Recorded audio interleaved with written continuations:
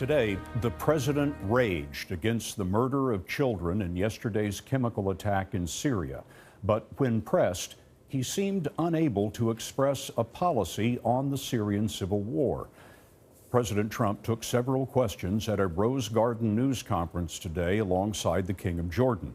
Facing his first international crisis, when Mr. Trump was asked about Syria, he changed the subject, blamed the Obama administration, and described himself as flexible. Last week, the Trump administration reversed U.S. policy and said that the Syrian dictator could remain in power and not be held accountable for crimes in the 6-year-old war. The apparent nerve gas attack happened 5 days later. Major Garrett begins our coverage. I want to thank you both very much for being in the Oval Office with Jordan's King Abdullah, President Trump called the Syrian regime's chemical weapons attack on civilians an affront to humanity. Are you formulating a new policy, Mr. President? You'll see. That's as close as the president came to telegraphing what's next, beyond a personal reassessment of Syrian dictator Bashar al-Assad. Can I just quickly ask you if the chemical attack crosses a red line for you? It crossed a lot of lines for me. When you kill innocent children, innocent babies, little babies, with a chemical gas that is so lethal, people were shocked to hear what gas it was. That crosses many, many lines, beyond the red line, many, many lines. And I will tell you, it's already happened, that my attitude toward Syria and Assad has changed very much. Mr. Trump touted his ability to change course.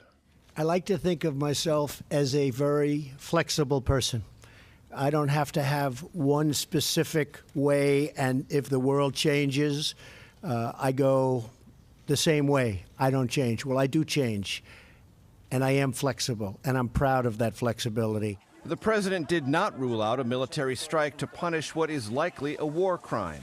One of the things I think you've noticed about me is militarily, I don't like to say where I'm going and what I'm doing. Mr. Trump has blamed President Obama for inaction that kept Assad in power.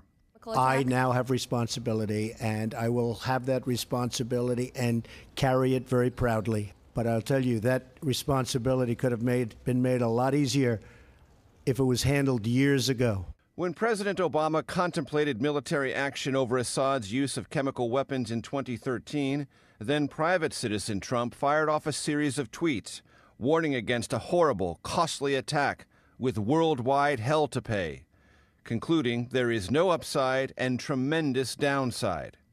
I inherited a mess, whether it's the Middle East, whether it's North Korea, whether it's so many other things. When pressed today for specifics on Syria, the president changed the subject. As you know, I'll be meeting with the president of China very soon in Florida, and that's another responsibility we have, and that's called the country of North Korea. We have a big problem. We have somebody that is not doing the right thing, and that's going to be my responsibility.